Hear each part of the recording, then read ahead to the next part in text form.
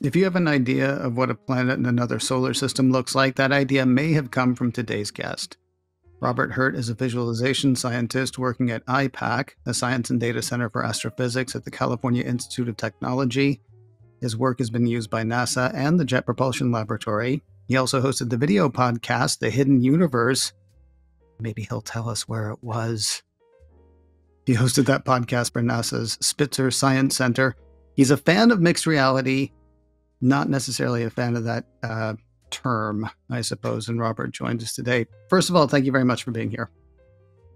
It's a pleasure, and you left out, I'm also a fan of Ken Ray, so always great to be here. Never heard of him. All right, so let's start, I guess, with your VR history, because it's kind of interesting.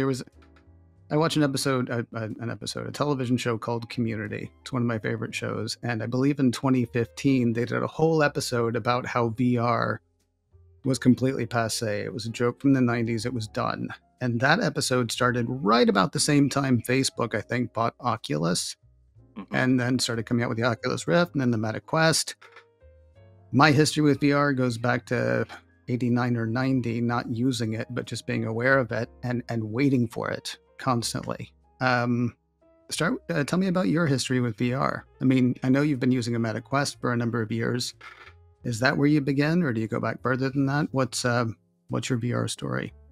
I mean, it's very similar to yours. I mean, if you want to be pedantic about it, my VR story probably goes back to the animated series Star Trek episode Practical Joker, where they introduced the holodeck. They didn't call it a holodeck back then. As a kid watching that, I'm like, oh my god, a room you can go into and it would like configure into anything that you could imagine. I thought that was wonderful. So my interest in like simulated realities, I think, has been there along my sci-fi interests, all along.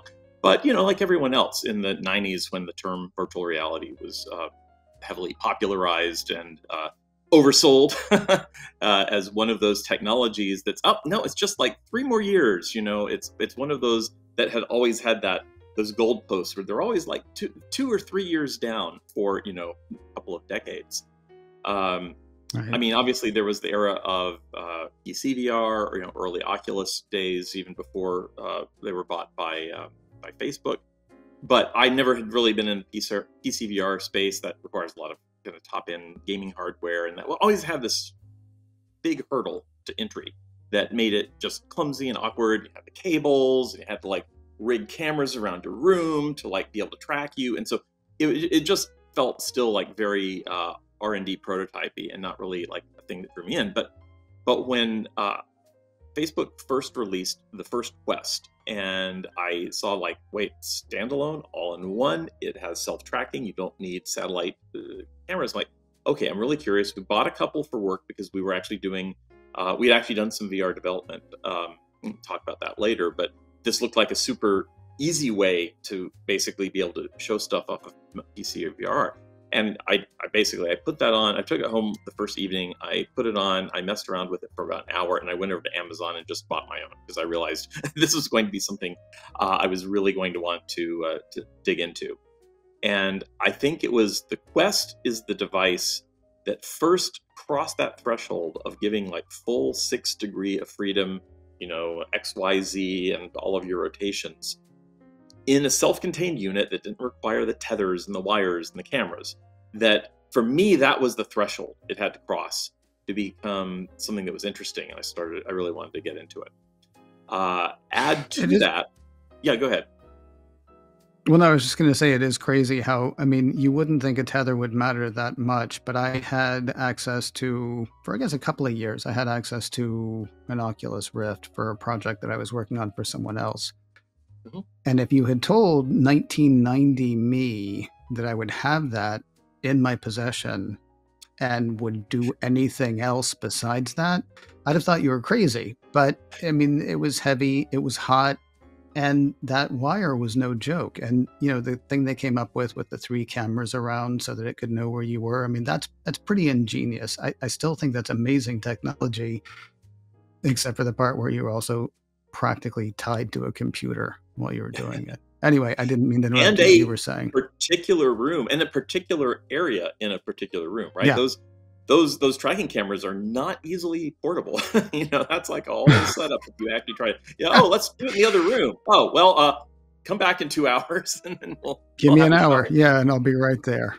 Yeah. Yeah, no. So No, then you went to Amazon, you got your Quest.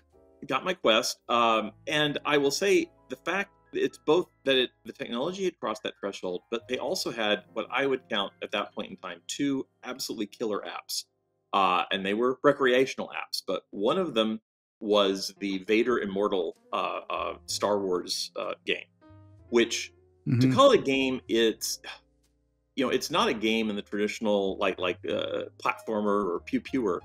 What Vader Immortal, and it was released in like 3 pieces, was basically a 2-hour-long Star Wars movie in which you were the central character, and you were there. You played out the role of the central character, and there were like moments when you're on your ship and Darth Vader walks up to you and is talking to you. It's like, whoa.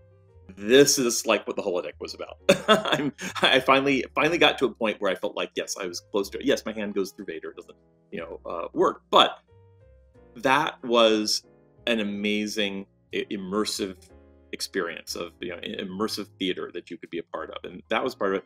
And the other killer app, I will say, that, again, pretty much everyone has a Quest, I think, that picks this up in the first week, is something called Beat Saber, which is basically, Rockstar... that rock game, I forget, with lightsabers. A rhythm game where you're like slashing blocks with lightsabers as they come to you at different tunes. And like that is a fitness game. It like gets you engaged. It gets my heart rate up. Through COVID, that was like one of my go-to apps to like exercise without actually going anywhere. So, it was this sort of combination of the tech and then having a couple things that really drew you in that made the difference, I think, at the Quest launch. And, and kudos for Facebook for really throwing so much money at this to try to expand the installed user base, because, they understood that the problem with VR to this point is, no one would release numbers, but basically there was no merchandising, no marketing model to basically sustain a company to do VR development, because there just weren't enough platforms out there. And they understood we have to basically sell these things at cost for a few years to get like millions out there, so you can actually start to have companies that could actually start making software that would sustain the ecosystem. And that's kind of what... I will tell you, the book about the growth of virtual reality, assuming it doesn't die again this time, and if it dies again this time, I think we have to call it dead. But the book about the symbiosis between Apple and the high-end Apple Vision Pro and Facebook, and sort of going for the cost thing, people are going to hate me. You can't have one without the other, I don't think. I mean, I think Facebook did a great job of going for the land grab. I think Apple now is doing, and I want to get your take on this because you've actually got an Apple Vision Pro, which is why we have you on today. But Apple is sort of showing people, right, this is where we're going. And Facebook saying, well, I don't think that's where we're going. We can talk about what Zuckerberg is saying right now if you want to or not. But I'm getting so far ahead of myself really quickly. Both of them are coming together to make this other thing, and they're going to fight, and they're going to fight for dominance. But I think they're both, it is the rising tide raises all boats. I think they're both benefiting from the other right now. Competition, and it'll be interesting to see how it plays out. Yeah, competition is just critical for this field to push forward, I think. And you need more than one viewpoint and agenda so that you have that tension that actually drives it. So, I agree. I don't think Apple could have launched Vision Pro without the history of Quest leading up to this point. Not be taken seriously, because at that point you're I mean, $3,500 for what? At least now you've got to compare and contrast in a way, I think. Yeah. Whereas if they had made this thing and released it into a vacuum, I mean, it wouldn't have been as bad as iPod Hi-Fi, I don't think. Although it might have been because it's a little too expensive. Let me really quickly though, before we get more into Apple Vision Pro, you mentioned really quickly that you guys were actually doing some VR work in your work. Yes. What were you using it for there? So, we do science communications, and my focus is visualization to express astronomy and get across complex ideas. So we actually developed a couple of tethered PC products, PC VR products. I mean, free stuff we distributed that we were using as sort of demos for public engagement. But we released on the Steam store, so anyone with headset could download it. And my colleague Keith Miller, who's our multimedia developer, he like dove into Unity, and he figured out how to get all of these assets that we were building for telling exoplanet stories into a real-time, non-interactive but immersive experience. And so we actually did a piece called Exoplanet Excursions that basically took you through the TRAPPIST-1 system of exoplanets, which is still one of the most amazing systems discovered to date. This is a system that has 7 Earth-sized planets orbiting a star that's just a little bit bigger than Jupiter. And these planets are so close to each other that if you were to sort of stand on the surface of one and look at the neighboring planet as it passed, it would look as big as the moon in the sky. This is just amazing. And so for me, this was the perfect use case for VR, because by actually not exaggerating any scales and dropping you into the system, we could fly you through and give you the sense of relative scale and proximity, and without any exaggeration, right? We give you a chance to imagine what these worlds might be like. And it was absolutely a hit when we would do it at things like Yuri's Night and public engagements. Even on the Steam store, it got a lot of good reviews from people who, it was a lot more limited than everything out there, but I was amazed how many people said, this only is good for like 15 minutes, but it's a great experience, because they were trying to basically teach you something. And so that's, for me, one of the most exciting things about VR in general is the opportunity for there are certain kinds of things that you can learn immersively in a way that will just be so much more intuitive and obvious than if you try to do it like as flat videos. The other project we did that we bundled with Exoplanet Excursions was we actually took a tour of NASA's Spitzer Space Telescope towards the end of its voyage. And we were able to show things like how Spitzer sits in space relative to where the Earth is by just taking you out there. We could visualize things on how Spitzer had certain constraints on where it could turn and how much it could aim towards the sun or away from the sun. And again, as an immersive experience, that actually worked really, really effectively. It's imagining the part of the sky it can see at any given time. We could make that as something that you could just look around and take in and experience.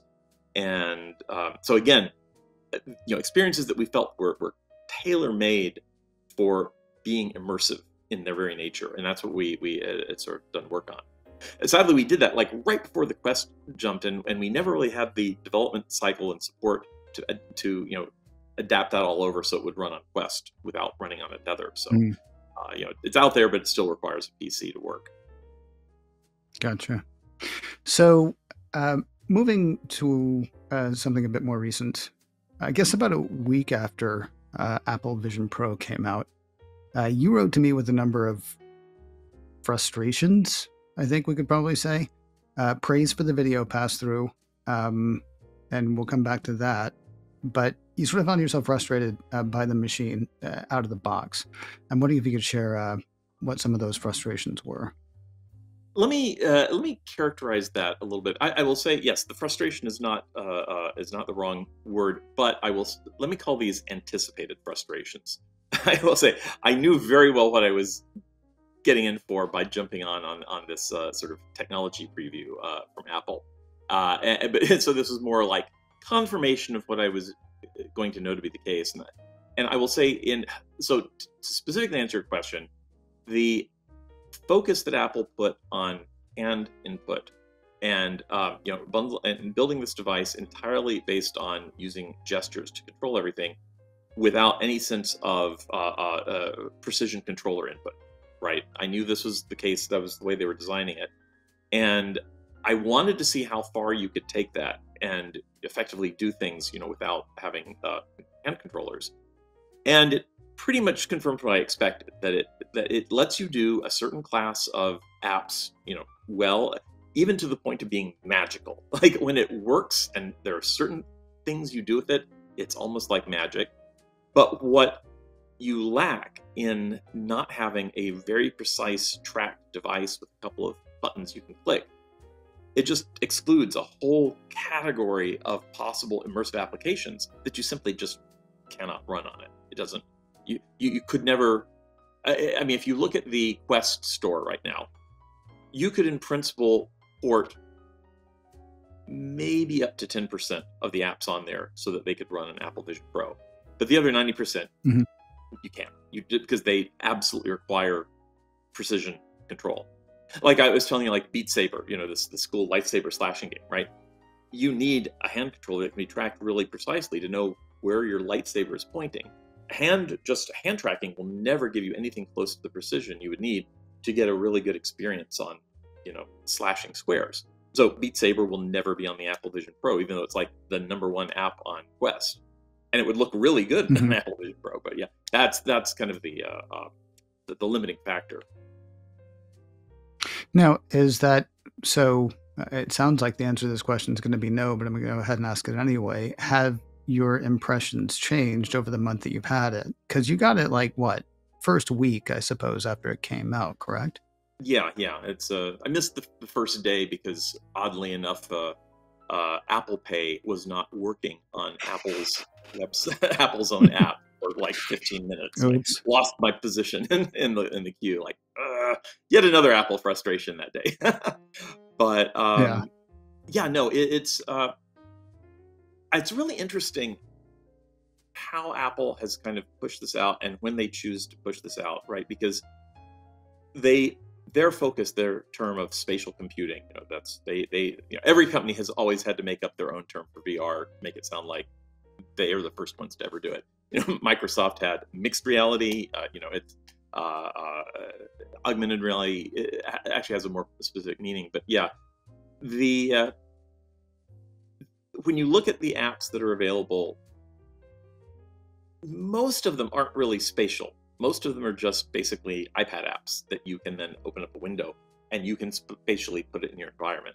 So the spatial computing is really flat screen computing in a floating hologram environment, like we've seen in sci-fi shows for so many years, and that is cool. And that is actually, I don't want to ding that. That is a place I've wanted virtual display tech to take us, because the idea of being stuck on one monitor on your desktop versus having like an infinite display space around you, it has been like I wanted this to be for so long.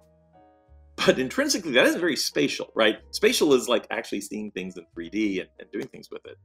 And there are things you can do at a moderate level of precision with your hands, but there's always some jitter, like how you're still tied to lighting in the room and hand tracking. It will always be not quite precise.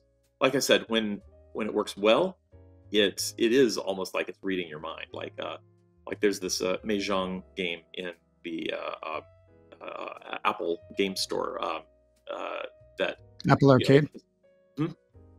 Apple Arcade. Apple yes. Arcade. Apple Arcade. Yeah. So it's an iPad app, iPhone app. Works fine on those. But when you open it up in Vision Pro, you don't actually tap on it. You just look at a tile and you tap your fingers together, and I will say that game is almost like magic when you play it.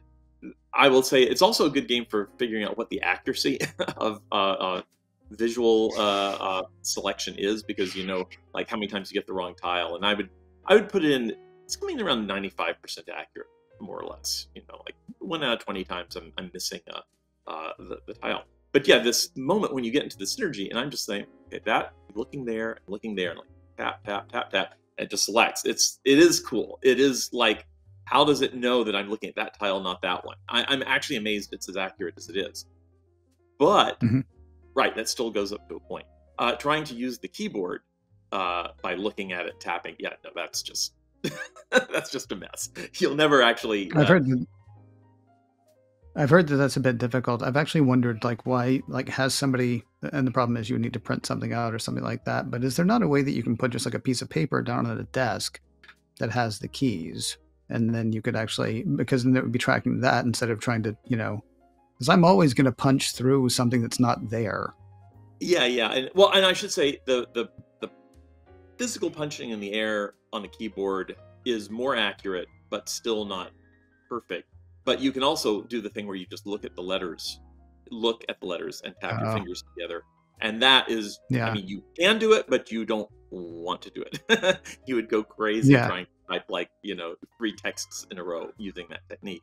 So it's like, that one isn't quite there. You could do it in the Air keyboard, but again, you really wouldn't want to. You end up reciting it. And then even with reciting it, the editing features are not very robust right now. So you go and you recite it and it screwed up 3 words. Trying to get those words selected and removed, edited, it's like so much more frustrating. It's at that point, you pull out your phone and the pass-through is so good, I can just type on my phone and get the message sent and it works. But at that point, why am I wearing this on my head if I'm just going to go back to the phone to make that text message go? So, and going back to like one of the things that drove me absolutely insane about the Oculus Rift back in the day, it was like, oh, somebody's trying to send you a message and you have to take off the helmet.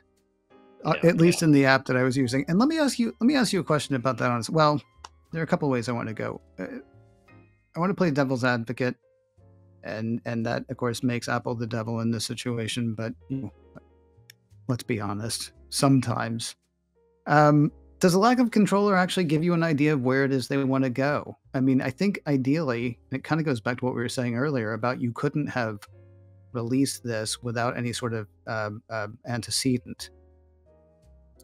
I think what they really want to have is the glasses. I think what they want is you walking down the street, you look up at a building, it tells you, that the person you're going to see is there, or it tells you the history of the building or whatever the information is that you're trying to get. You put those controllers in their hand and you're no longer offering a precision tool.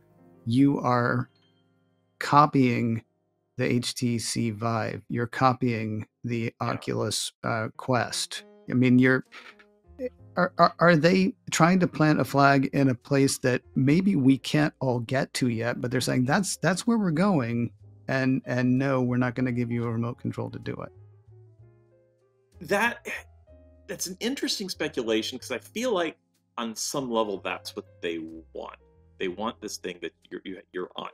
You don't have an iPhone. You have just the easy to wear glasses, and you have those on all day. But fundamentally, that is a very different track than they went with the Apple Vision Pro, right? Because the very fact that they have to measure your face with a depth sensor to figure out exactly which face-fitting form they ship with it for you to completely block out the light, right? Apple Vision Pro is really not in that direction. It is a left turn to that direction you've just laid out, because it is very much about absolutely cutting off your view, but then bringing it back in through the sensors. And it also then, as such, can be completely immersive. It can let you bring in a whole new environment when you're working, and I can be on the moon, or I can be on a mountaintop. And that is not what you would get with glasses that you can just put on and walk around the world. So I feel like that is a place they want to be, but that is still a different design track than what Apple Vision Pro is.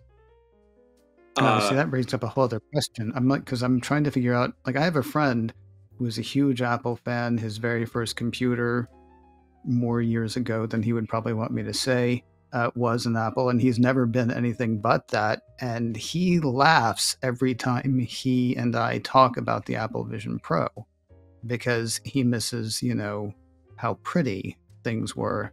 Conversely, and maybe you can address this with what you just said, I feel like what Apple has done is the best design they can possibly do, trying to achieve what they're trying to achieve technologically. I mean, you're right. Glasses are never going to completely block out the light, and I don't know how they get past that, assuming that that is the direction they're going. But I think with the pass-through and with this is not a game machine, although we'll give you some games. This is a tool that they're trying to sell. I feel like they got as sleek as they possibly could, which probably doesn't speak to any sort of lacking in Apple's design acumen at this point, but more in just this is as far as we can get technologically, unless you want to spend $10,000 instead of, $3,500. So I don't know. I have a thought on this. I feel like this is actually something that's so deeply rooted in Apple's DNA that you just have predicted it with your eyes closed that this is how they would first enter the game.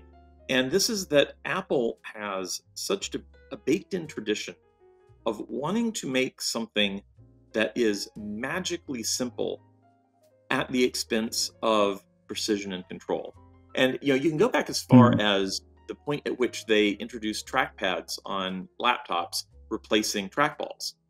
Trackballs were incredibly precise input devices. You could be incredibly specific with the trackball. A trackpad, not so much. I mean, but trackpads allowed gestures, which were impossible with trackballs. So you got all these other magical things you could do, swiping your hands to make the windows open up. And so the overall trade-off was significant. You got more things, but you couldn't do the things you did quite as precisely anymore. Likewise, the iPhone, right? Every critique of the iPhone is like, oh no, well, you couldn't possibly use that. You need buttons, because you want to know exactly which button number you're pushing at a given time. And they weren't wrong, because the touch sensitive keypad has all sorts of problems. It is not a precision device, but it is a super flexible device, and it lets you do all sorts of things you can't do with just hardwired keys. So it's one of those things where you give up a certain kind of precision, but you allow some more flexibility in how it's done. Another example, famously, is Steve Jobs saying that the only stylus that you would ever need is your finger. Yeah, so I go into an artist studio and hand them a palette smushed with all the oil paints and say, as soon as they start to reach for a brush, say, oh, no, all you need is your finger to paint. And, the iPads were hobbled for many years in the context of, say, professional use cases with absolutely no official stylus device, just the way they do, sensing of touch. Finally, Apple relented. And they gave us a pressure-sensitive, tilt-sensitive, rotation-sensitive input device. And guess what? Artists can do so much more with iPads than they ever could until that device came in, the Apple Pencil came in. So I see that as also the way they enter the VR, AR, spatial computing space. Like, we lead with the magic. It's like you just look and touch, and then it's everything. I hope they relent. It is my dearest hope that we will see an Apple controller.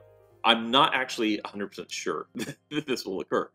But I would point out, even game control, Apple TV, like, play your games on your Apple TV. But, we won't list them unless you can play it with the swipe pad on your Apple controller, which, it didn't take long to make it clear you can't play games on that. That's terrible. That was a horrendously bad experience. But they did finally, you can now pair Bluetooth controllers with that, and even with the Apple Vision Pro. But the thing is, right, from a creative perspective, I use the Quest to do things like 3D design. I've had some visualization projects where I've actually built 3D models with the Quest using apps that let me actually paint in 3D and adjust dimensions and origin. Like, I need to be able to click on something and get a hand one pull, and I need some buttons to activate which palette I'm using, which brush I'm using, and things that are absolutely dependent on having a lot of input things, a grip button, a trigger button. These things are all combined to give you the ability to do incredible stuff. And to build a 3D model in 3D space is such an amazing experience compared to doing it, on your computer in a flat window and having to rotate it. Whereas there you just see what it looks like.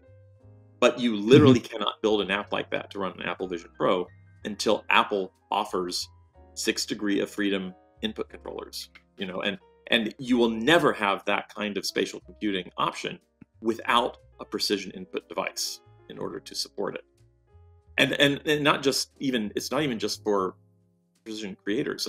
There is, at the time of launch, there was exactly one app that I was aware of that was on both the Quest and the Vision Pro, and this is a game called Synth Riders. It's sort of the less complicated version of Beat Saber, and it's basically little balls of light come in and you swat them with your hands while they fly by you. And I was very excited to try Synth Riders on the Apple Vision Pro because I've had it on the Quest for a long time. It's a game that I really like playing. And when I went in and did it on the Apple Vision Pro, you know, it just looks so amazing. The OLED crisp display, it was everything I could have hoped for. But I discovered after like 2 songs, like, this isn't nearly as fun. And I was thinking, why? And there were 2 things. The hand tracking in Vision Pro is only, I believe, at 30 hertz, maybe 60 hertz, but it might only be 30 hertz. And, you know, for dragging things around, that's perfectly fine. But if you're like doing this, playing a game, this lag, like, you know, they're the little odd balls in your hands and they lag behind where your hand is. And so you just have this sense that it's not really responding to you directly. It's not really there. But weirdly, the other thing that I realized that made the game so much less fun on Apple Vision Pro than on Quest is haptic feedback. You know, you have these controllers in your hand and they have little, you know, haptic buzzing things that interact on different kinds of software. And in the game, when you hit one of these balls, you get a little haptic like response in your hand, and you like get, and that creates like the sense of satisfaction, like hit it, even though you're not actually physically touching, and right, just having that little bit of haptic feedback has an amazingly powerful effect as a deeper experience than just the visual feedback. Because I can like hit something and I'm not even looking at it, but I know I hit it because I get the haptic. In Vision Pro, I don't even know if I hit it. like it's over here. Did I look? I don't know. Right. So yeah, there's all sorts of experiences that, even though a controller is less elegant than just saying you don't need anything, just put it on and you're there, there's so much that they enable. And it's so frustrating to have a piece of hardware that is so much more powerful than my Quest in display technology and having OLEDs with incredible rich contrast, in the computing power of, you know, having an M2 that can crunch so much more than the Snapdragon can, and, you know, the level of fidelity that would be possible. And yet, until they relent on having controllers, there's just full experiences that I can't run. And I certainly will never be able to tether an Apple Vision Pro to my computer and you know, run tethered PC gaming on it. At least not without seriously hacking it, because that's definitely not a use case Apple wants to support for me. So, well, yeah, I mean, the thing that I'm wondering about, and I kind of let me pause this for a second, because we've now talked a lot about what you don't like about Apple Vision Pro. Are you sorry you have one? Like I said at the beginning, I knew exactly what I was getting into when I got this, and I am a technologist at heart. My first computer was an Apple IIe, and I pretty much have had to get every new technology from Apple because it is exciting. And there are the things that it does really well. It does really well. I have tried watching movies on the Quest before, and I like the novelty of a large screen, a large virtual screen, but I never really went back and did it much, because the Quest, after the original Quest, they went to LCD screens, and LCD screens have very low contrast, particularly when you're like light blocking everything, right? The blacks are a haze. And there are so many Quest games where, you know, they rely on moody lighting, but, you know, with LCDs, you don't get that rich, dark, like glimmer of light in the darkness. You know, you get this sort of glare, like everything is in a fog. So watching movies is not really an exciting experience on the Quest, but oh goodness, on the Apple Vision Pro, rich blacks, rich contrast, and you know, Retina resolution. It is like watching it on a movie screen in a theater. You get a little bit of sub-reflections going on because of the optics, and, you know, we're kind of stuck with that. So, but beyond that, you know, the ability to cast screen up, and in particular, I've always been a big fan of 3D movies. I just enjoy stereoscopic film, but stereoscopy never works well on a TV because a stereoscopic image always has to be built in the context of how it's supposed to be experienced. And 3D movies, the way the 3D is designed is with the understanding of a large screen far away from you. And when you put it small on a TV, you know, it's a trinket. It doesn't really replicate that experience. But with the Apple Vision Pro, that actually creates the viewing experience for 3D movies that the 3D was designed to provide for you. And so I'm actually having a ball going back through like all of these movies that I never got to see in 3D and during COVID and whatnot, and actually getting a chance to like experience them really nicely up on the screen. Mm-hmm. So those are cool use cases, but I also am very aware that was a lot of money to spend to get a good. Like, how many movie tickets could I have gotten to the Chinese theater in Hollywood for the cost of one Apple Vision Pro? Yeah. At the same, well, let me ask you a couple of other questions then, because you're in your critique, if we want to use that term, you're basically taking a thing called Apple Vision Pro and comparing it to a bunch of consumer-centric features that you've got on the Meta Quest, not the Meta Quest Pro. I mean, do you think Apple is leaning more into the Pro thing? And also, do you think Apple is maybe selling this? I mean, sure, they'll sell it to consumers, because who doesn't like $3,500 a pop at a minimum? Are they really selling this as a tool, though? Or is this maybe, I heard this argument, kind of a hard one to buy. At the same time, I can sort of see the angle. Are they selling a relatively inexpensive developer kit, but hugely expensive if you're thinking it's a finished consumer product? I mean, are we, and forgive me when I say we, I'm going to say you, because I did ask you to critique it, and so maybe I pushed you into the wrong direction. Are we thinking about Apple Vision Pro in the wrong terms? Is it not to be compared with the Meta Quest 3, but we're inclined to compare it to that because it's what most of us have, or what those of us who've had experiences with it have? I mean, would it be more apropos to compare it to the HoloLens 2? The problem is then nobody knows what you're talking about. Well, I mean, the HoloLens is an interesting comparison because that was only like a professional level device that did like it did an augmented reality layer, but it didn't actually do pass-through video. You just used your eyes, and it had these little things that then would flip images in that would overlay on the world around you. But it was also a very limited field of view. That kind of pass-through device, it's very hard to get wide field of view into those. And it was very, very niche. So, I mean, like, I think, JPL had one or two that they used for mission planning for Mars stuff, right? It was a very high-end. But it was also in that same kind of price category as the Apple Vision Pro. There are VR headsets you can buy that cost more, significantly more than Apple Vision Pro. Those are bought by military users for, flight simulation training, things like that. Really, really high-end stuff. But where the Apple Vision Pro falls in that, right? You can compare the hardware specs that you get with the AVP with some of these other high-end PC VR headsets, and that actually gives you a pretty good price comparison. I mean, AVP looks pretty good. Some of these headsets are $6,000. One of them requires then $1,000 a year subscription to even use it, because they provide like a subscription service for infrastructure to then actually keep using it. I mean, so the stuff gets very, very expensive very quickly.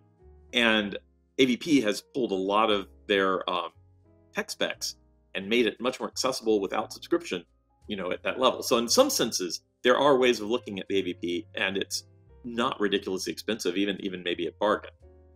But the question of whether this is for a professional, I would say that a professional what, right? I can't build 3D models in AVP, and I can on a $500 Quest. So there are things that I do as a professional content creator that I simply can't do on AVP.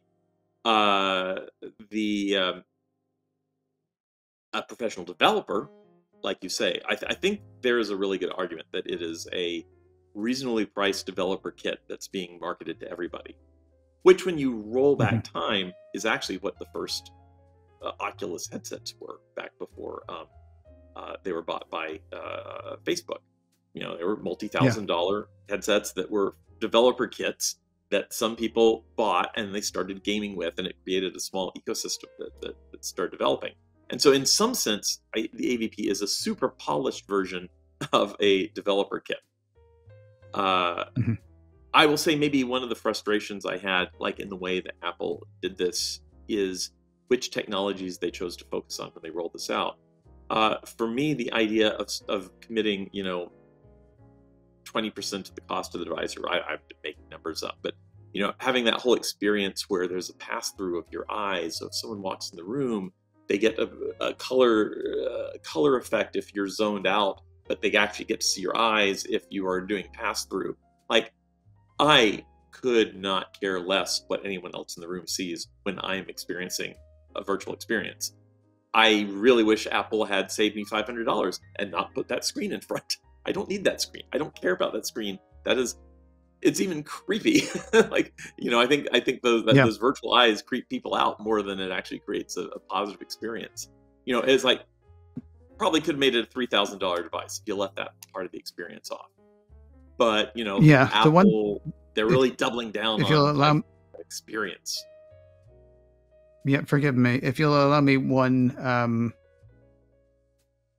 argument in its defense, and I said something similar, I think, on macOS Ken when they said they were going to have that. I was like, wow, how much money could you shave off if you didn't have that? But then you don't have to worry about the, pardon my use of the term, glass hole effect, right? Where a lot of people were really upset by Google Glass because they didn't know when people were watching them, when people were recording. They didn't know what was happening with it.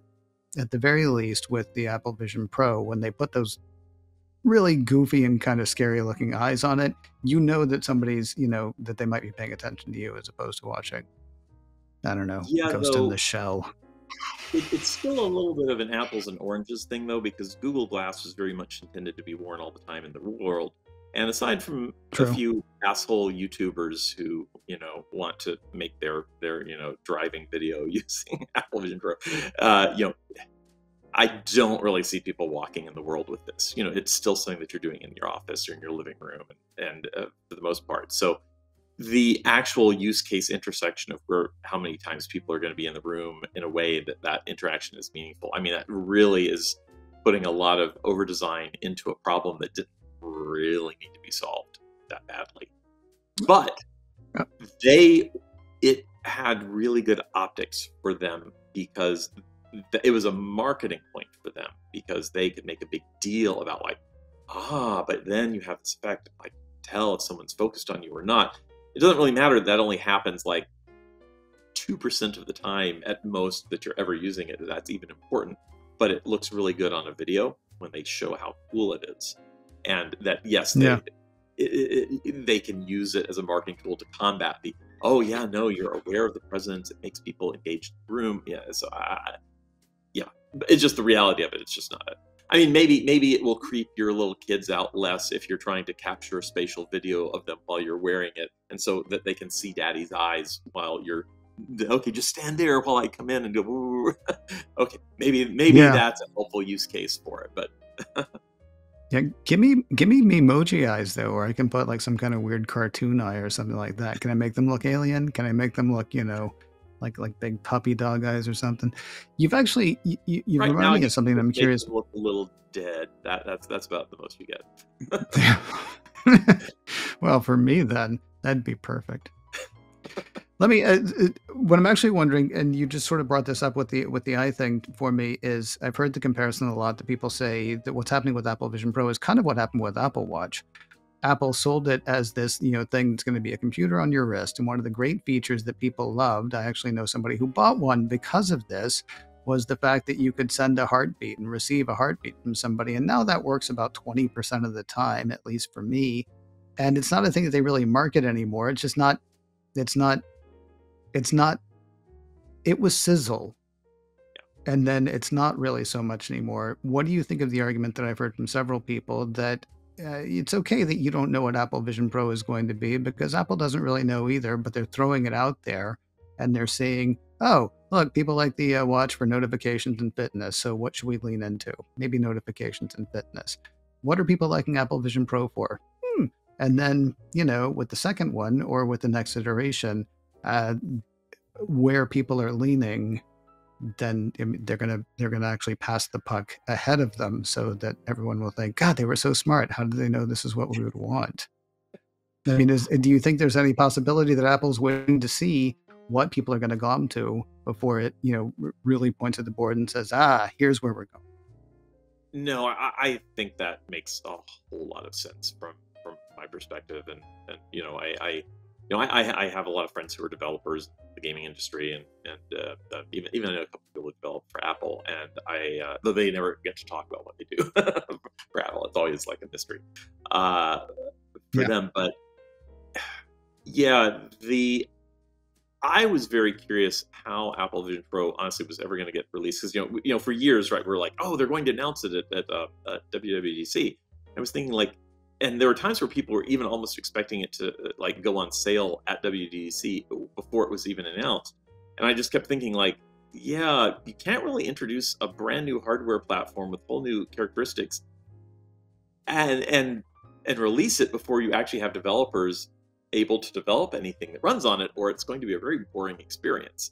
And so even I think we saw the impact of that they announced it at WWDC, but even with that window of time, there was not a lot of opportunity for developers to really jump on and create apps that were more than just very, very minor little flourishes on things they were doing, or to handpick a small number of, say, Apple Arcade apps that had some natural 3D element in it, and handpick those, and probably throw a lot of resources to those developers to help them leverage that, so that like Lego Builder's Journey, would actually work in a 3D window.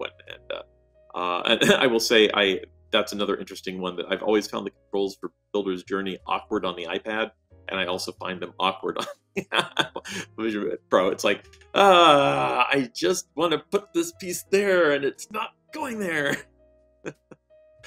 So yeah, Hmm. I was hoping that actually might work better on AVP. It's like, no, it's just kind of at the same level of frustration sometimes as the iPad.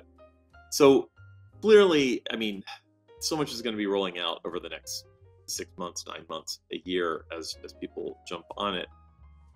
But where I worry a little bit is just how much really engaging app development we're going to see in this period is back to this problem that Facebook, Meta, was solving by effectively selling quests. I mean, you talk to most people in the industry, I think most people agree that Meta was basically selling quests at cost until they did the Hmm. big price jump, like way into the Quest 2. They suddenly said, we're going to raise the prices.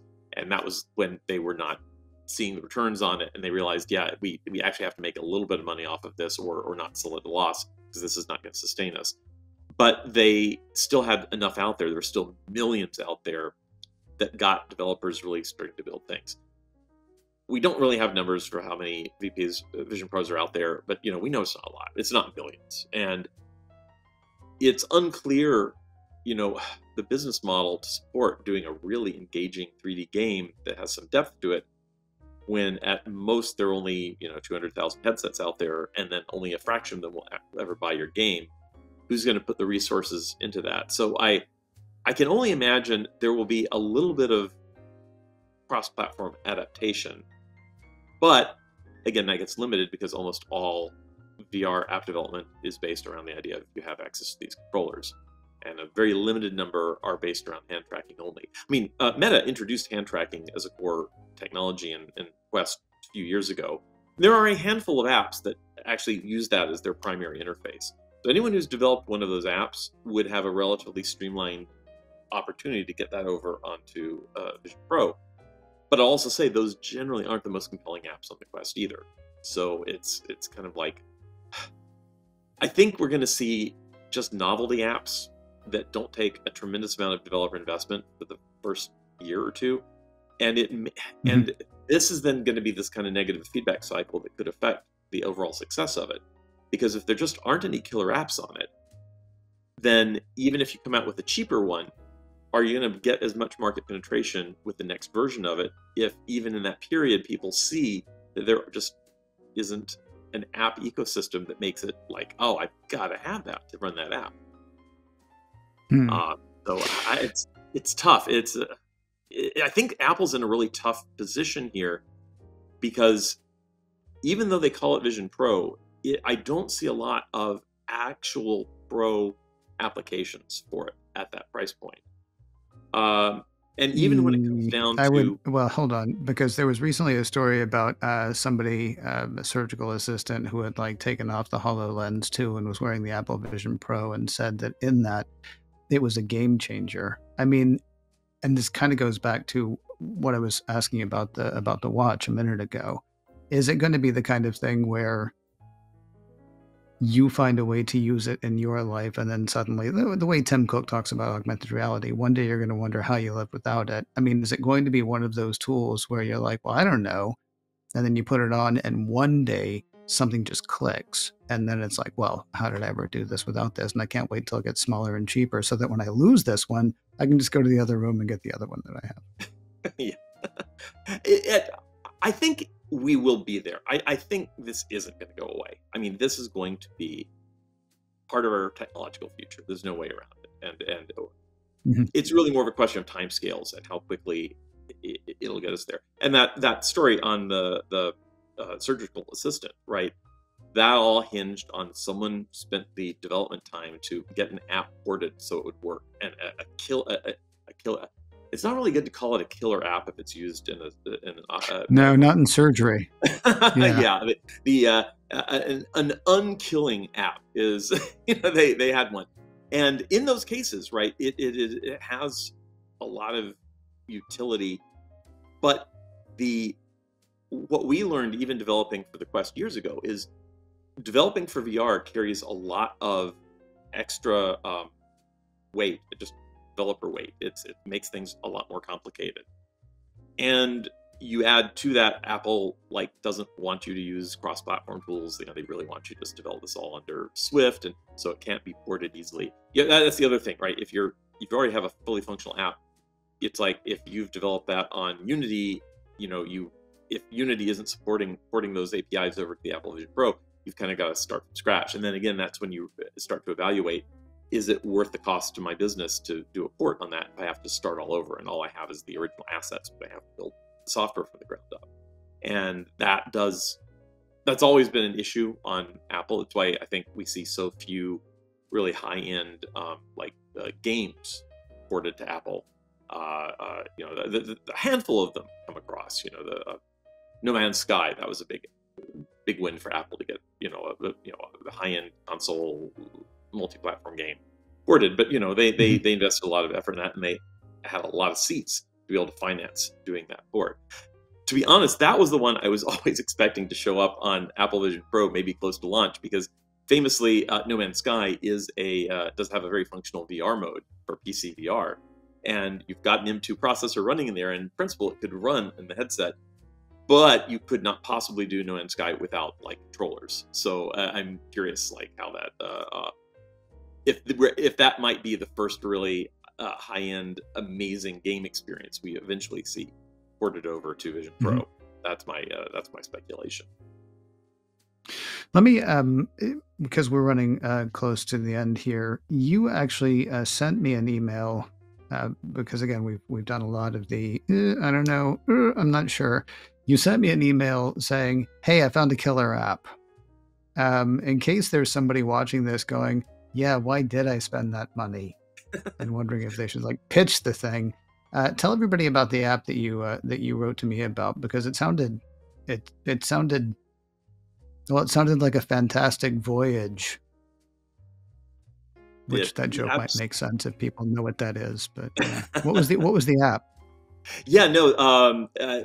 You had asked on the show if people had good killer apps, and I was like, I felt like, I sent such a negative email. I better at least write and say there was a good positive experience. The app is called CellWalk, and it was developed as a simple educational experience, and it was an absolute brilliant adaptation to this technology, because it basically takes a very simple bacterial cell, but it is based on a scientific model at the molecular level of how that cell is built.